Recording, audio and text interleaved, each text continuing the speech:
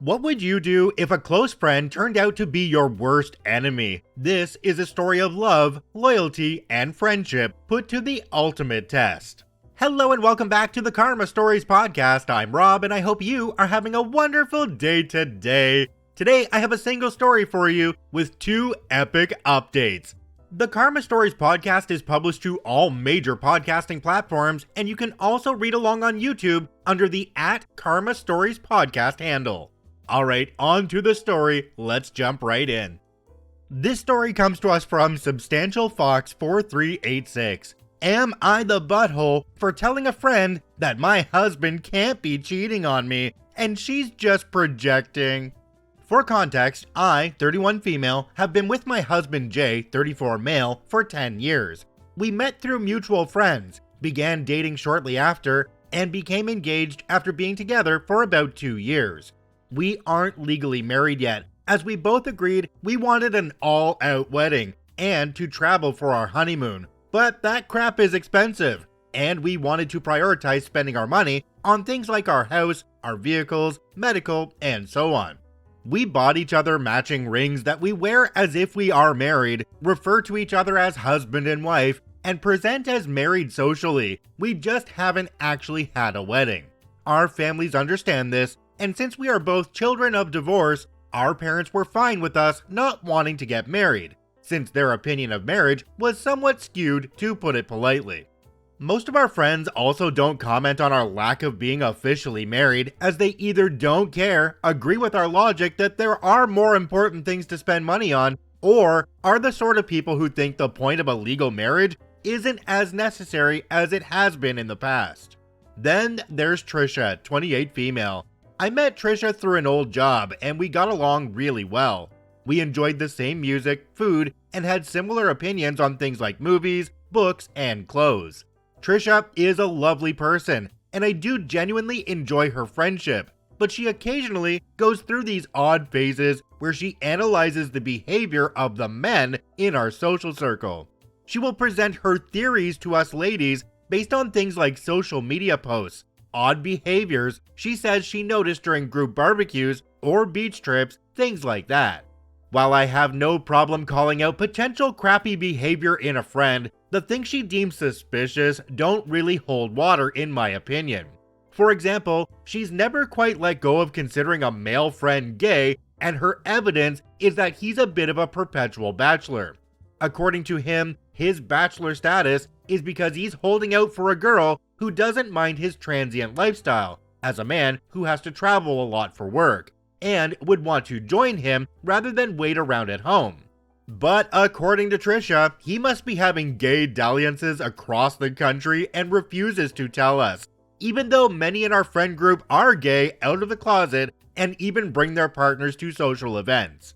Then there's my sweet Jay. Jay has never been a physically affectionate person, and he is likely autistic, but isn't interested in having a formal diagnosis. He took the RADS-R, a test to screen for autism in undiagnosed adults, about 4 years ago when he was seeking treatment for chronic migraines, and the results suggested strongly that he may be autistic.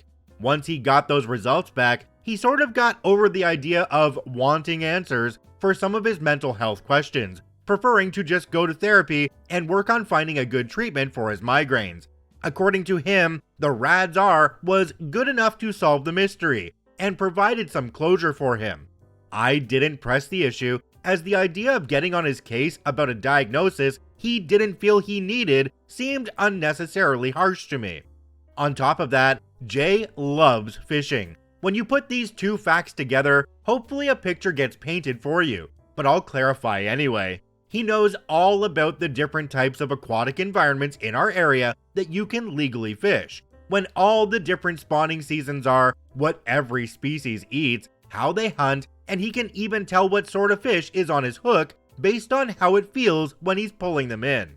He can look at a body of water and instantly tell you if fishing will be good that day, and he has never been wrong. It's like living with a fish-based psychic. Since I'm an avid lover of seafood, his fishing and pursuit of fish-centric knowledge has only been a boon to me. I can express interest in wanting a fish dinner on Monday morning, and that night he will bring home and cook up enough fish for us to eat like royalty. He's even excited to catch fish to make into fertilizer for my new rose bushes, since he feels confident he will be able to pull up the perfect food for my new roses. The suspicious activity, according to Trisha, is that he often goes on spur-of-the-moment fishing trips by himself, and can sometimes be gone for hours. He will randomly stand up, say something like, "Alright, fishing time," and give me a kiss before he hits the road. While I would ordinarily agree that something like that could be suspicious, I know factually that Jay isn't cheating, as he always sends me countless pictures and videos while he's on these trips, as well as calling me on the phone when he's particularly excited about a good catch, how he's trying to get uniquely sneaky fish, a cool bird he saw, things like that. Even if he's gone for 10 hours, my phone will be blowing up for all 10 of those hours, with pictures of his sunshine smile next to a fish, or videos of him cheering as he shows me what he's got on the stringer, a long thin rope used to keep fish alive, but attached to your boat in the water. I adore these pictures, videos, and phone calls since they make my heart so full with how much joy he feels and how at peace he is on the water. I would join him more often, but I usually stay home since it wouldn't be fair to our dogs if both of us left for undefined amounts of time on a whim. Instead, I find my peace in watching through his eyes.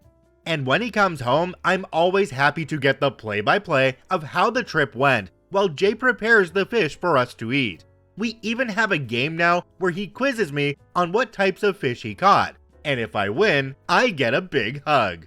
None of this is good enough for Trisha. For years now, she has had her suspicions about Jay, but I've always brushed them off as I'm secure in my relationship and trust Jay implicitly. When Trisha first brought her theory to me, I brought it up to Jay, who was genuinely hurt and asked if I shared in her suspicions and wanted him to go fishing less. I told him no, but that I felt he deserved to know what Trisha was telling people about him. He understood and was willing to let sleeping dogs lie.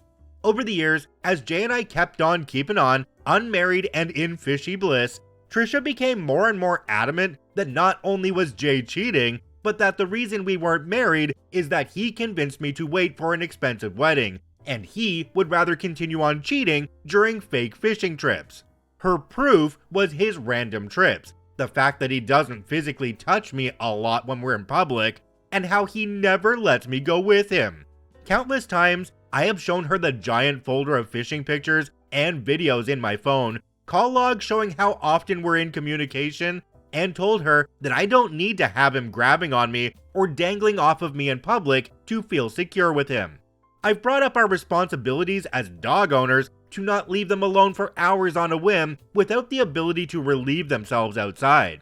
I've even told her multiple times over the years that she's more than welcome to ask Jay if she could tag along on a trip and see for herself how committed he is to fishing, but she always refuses.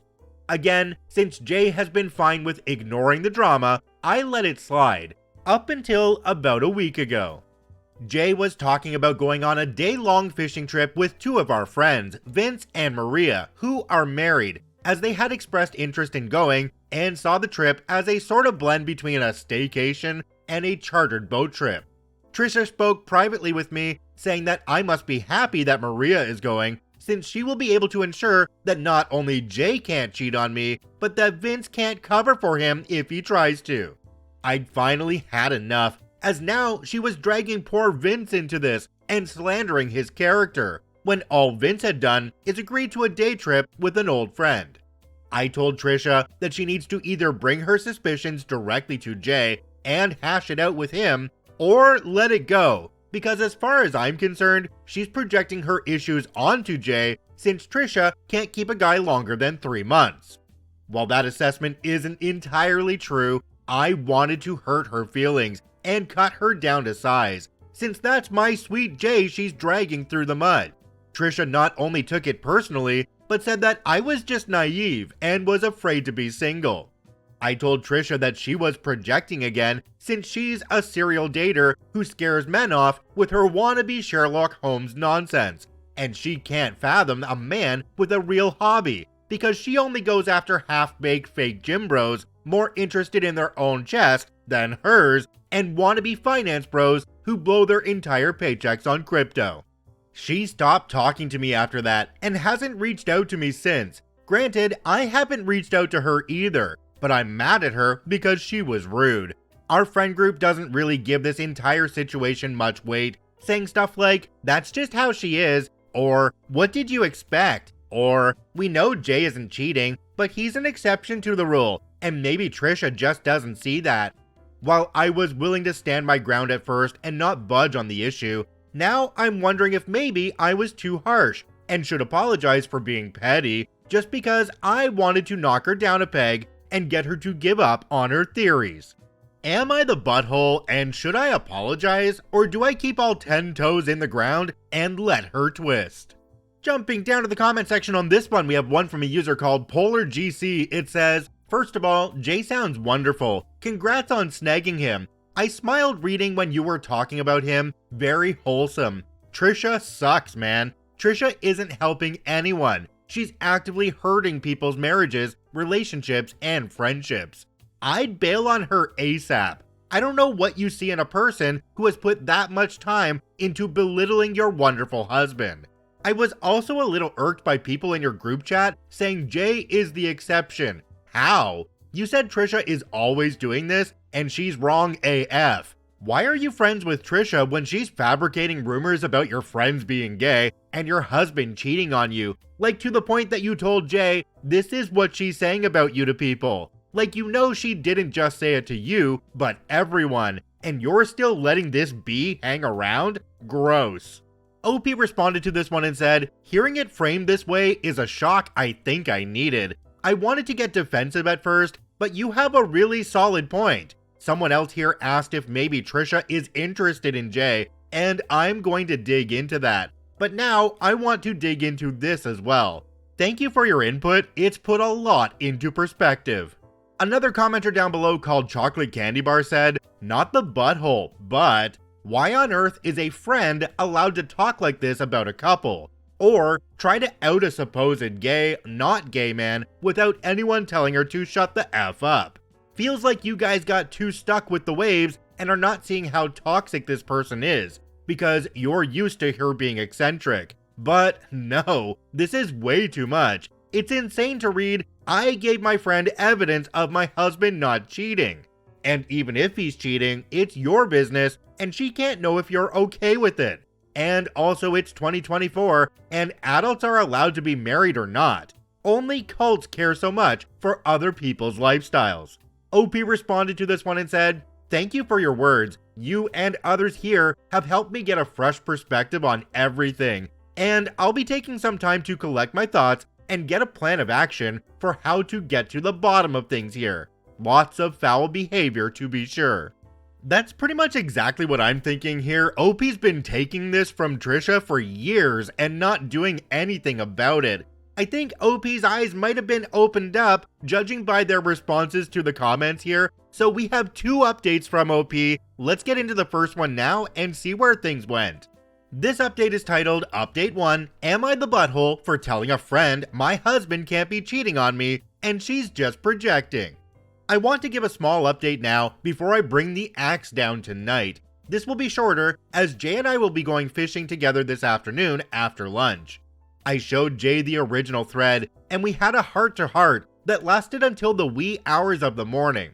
Firstly, he wanted me to express his appreciation for you all, as well as shout out his fellow fishing enthusiast. He encourages you all to get out there and try your best regardless of your success, and to instead share with him the joy it brings, even if we can't all go fishing together. After going through all of your beautiful words and generous support, we shared our thoughts on the matter not only as a couple, but as two people with different levels of attachment to the individuals in our friend group.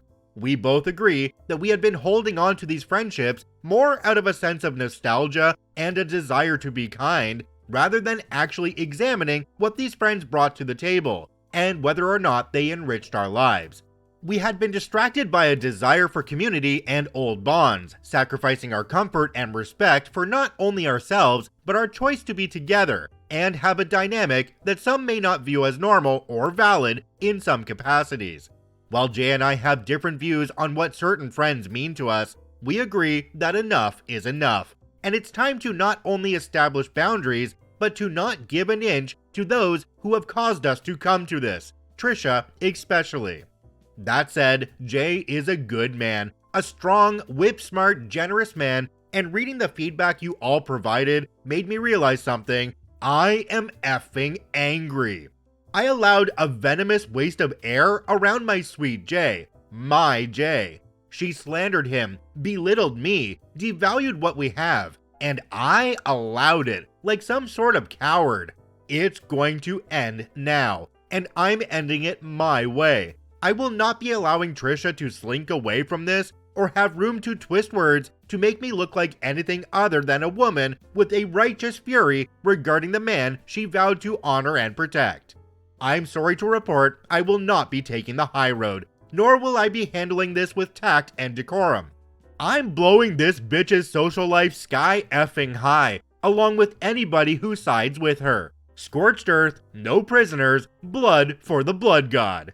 Jumping down to the comment section on this one, there's one from a user called ScaryCycle1508. It says, "Thank you for not taking the high road. Too many toxic people get away with it because people do not want to stoop that low. But setting the record straight is not stooping low. It's standing up for yourself and what's right. So in the spirit of it all, I'll bring the pitchfork and torch, and should you not need it, I'll humbly request an update later. We don't have it that often that someone posting here brings the axe down." I don't know, OP, you told her off in the previous one and she hasn't talked to you since. If you're going to make things blow up, it's going to be you bringing her back into your life while she's currently out of it. You actually have some peace and quiet right now. Alright, let's get into OP's final update. This one is titled, "Final Update, Am I the Butthole for Telling a Friend My Husband Can't Be Cheating? And she's just projecting." I'm going to keep this as brief as possible while still covering it, as there is a lot to cover involving about 15 people, and it's still all hitting the fan. Some adult topics will be mentioned below, including potential SA and substances. During the fishing trip yesterday, I blocked Trisha on everything and reached out to people to say that Jay and I would be distancing ourselves from Trisha, why we were, and shared what theory Trisha had about them if there was one, along with any screenshots or evidence I had of Trisha talking about them. I also asked a few friends who might know if Trisha might be interested in Jay. As some people pointed out, that might have been a motivation for her to get between us. Here's what's been dug up so far. Matt, the friend Trisha alleged was gay, confirmed again that he isn't gay.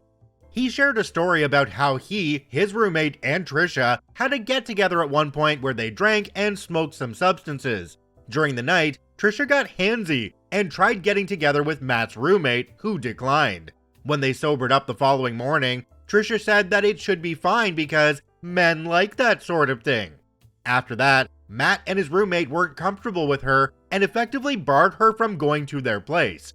Matt suspects this is the origin of the gay rumor, and he's chosen to step away from the social group to reevaluate some things. I didn't want to press him, so I left it there. Vince and Maria have gone dark. Maria believes that Trisha was the victim in all of this, and Vince is vague in his responses and seemed to be taking a more hands-off approach. But they stopped responding when another friend sent a screenshot of Trisha alluding to them being swingers because they have a decorative pineapple on their kitchen counter. Neither of them have anyone blocked, but no one can get a response out of them either. One friend got into an argument with his girlfriend after said girlfriend went through his phone because of the drama and found either text or pictures, I don't know which, that, according to her, proved that he's been sleeping with Trisha on and off. I heard this from his brother, who reached out after the girlfriend left a voicemail saying she's kicked the friend out, and the brother wanted to know what was going on. I'm not sure exactly what's happening there, as that friend has also gone dark, and none of us know the girlfriend very well or have her phone number. One friend came clean about her struggles with prescription pain meds after her mother lost her battle with cancer, because Trisha had been trying to blackmail her into getting dirt on Matt, Jay, and Vince, and was using the substances as leverage. Admittedly, a lot of my attention got diverted after this came to light because that's a much bigger problem than my beef with Trisha. We are still working on creating a good way for people to be a support system for her moving forward, and that will be what we, as a group, will focus on from here on out. An old friend of Jay's dropped a nuke by revealing that Trisha tried hoovering him in the bathroom during a Friendsgiving dinner we had last year, only to turn around and try to hoover a different guy in the bathroom after Chris turned her down. Jay, some other friends, and I created a new Discord server for all of the friends coming out of this drama against Trisha. And so far, it's just been a lot of comparing dates, texts, and Discord DMs, but it looks like Trisha has been trying to either sleep with or break up every guy in the friend group, as well as either get rid of or get leverage on every girlfriend in the group. Either way, we have bigger fish to fry now. It's time to put this all behind us and help our friend who really needs it. Thank you all for your kind words and helpful advice, even the harsh stuff. Jumping down to the comment section on this one, we have one from a user called Always Onside TBH. It says, I actually saved your previous post so I could keep checking intermittently to see if there were any new updates. Holy crap, Trisha is a much bigger butthole than ever anticipated initially.